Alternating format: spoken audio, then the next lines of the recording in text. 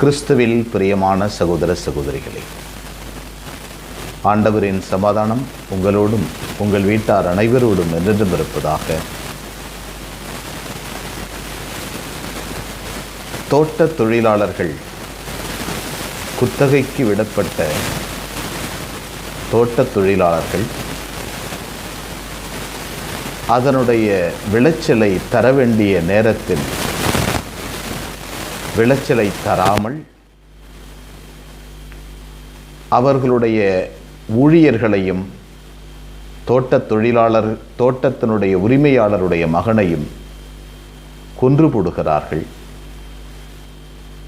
எனவே தோட்டத்தினுடைய உரிமையாளர் வந்து அவர்களுக்கு கடுமையான தண்டனையை கொடுத்து தோட்டத்தை வேறொருவருக்கு குத்தகைக்கு விடுகிறார்.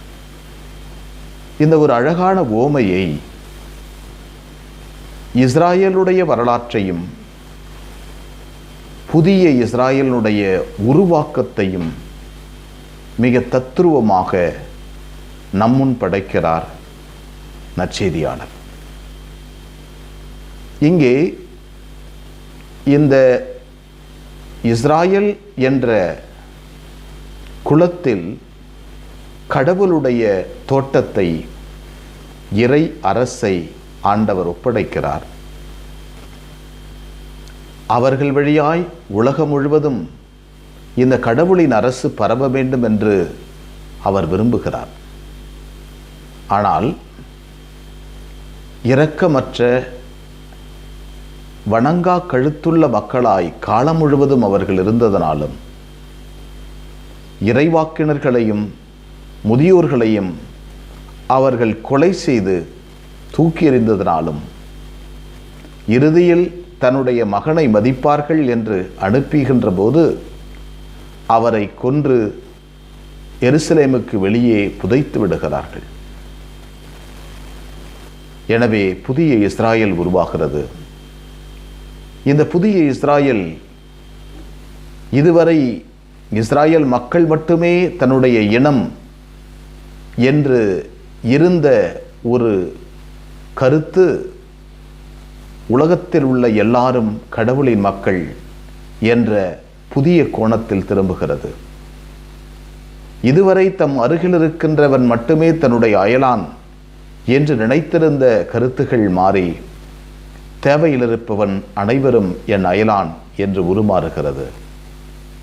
உன் அயலானை மட்டுமே நீர் மதிக்க வேண்டும், மன்னிக்க வேண்டும் என்று நினைத்திருந்த கருத்து மாறி உலகத்தில் இருக்கின்ற எல்லா சகோதரனும் தனக்கு எதிராக தவறு செய்தால் அவனை மன்னிக்க வேண்டும் என்ற புதிய கோணம் உருவாகிறது. புதிய இஸ்ராயல் உருவாகிறது. இந்த புதிய இஸ்ராயல் திருச்சபையினுடைய தலைமையில் உலகத்தின் எத்திசைக்கும் செல்கிறது. எனவே இயேசு கொடுத்த இந்த இறையரசனுடைய முதல் கனியாக உலகத்தில் உள்ள எல்லாரும் கடவுளின் பிள்ளைகள், ஒரே குடும்பம், நாம் நம் தந்தையை அப்பா தந்தையே என்று கூப்பிடக்கூடிய உரிமை உண்டு என்பதை முதல் கனியாக கடவுள் நமக்கு தருகிறார்.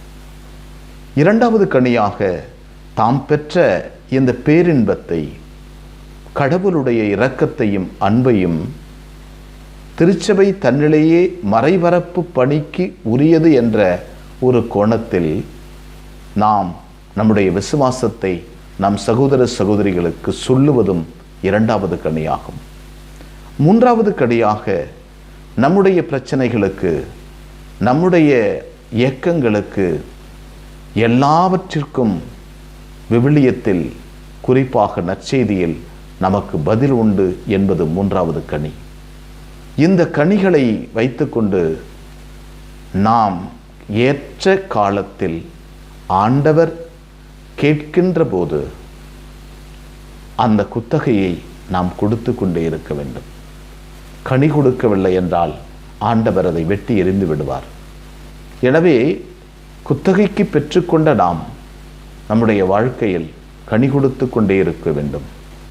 நம்மை சுற்றி இருக்கின்ற சகோதரர்களை குடும்பமாகவும், நம்மை சுற்றி இருக்கின்ற சகோதரர்களிடம் தன்னுடைய விசுவாசத்தை போதிப்பதையும், நம்முடைய பிரச்சனைகளுக்கு விவிலியத்தினுடைய ஒளியில் நம்முடைய வாழ்க்கையை அமைத்துக் கொள்வதும் தான் இந்த இறையரசினுடைய அற்புதமான கனிகளாக இருக்கிறது. எனவே இறையரசினுடைய புதிய கோணத்தில் எல்லாரையும், எல்லா மக்களையும் இயேசுவிடம் கொண்டு வர நாம் முயற்சி செய்து கொண்டே இருப்போம். எங்களை நேசிக்கின்ற விண்ணகத் தந்தையை போற்றுகிறோம். அற்புதமான நாளுக்காக நன்றி சொல்கிறோம். நீர் எங்களை படைத்திருக்கிறீர், பராமரித்திருக்கிறீர், எங்களோடு பயணம் செய்கிறீர். ஆண்டவரே, எங்களிடம் கொடுக்கப்பட்ட இந்த குத்தகையை நாங்கள் ஒழுங்காக பயன்படுத்தி ஏற்ற காலத்தில் உமக்கு சுவை மிகுந்த கனிகளை நாங்கள் தர வரம் தாரும்.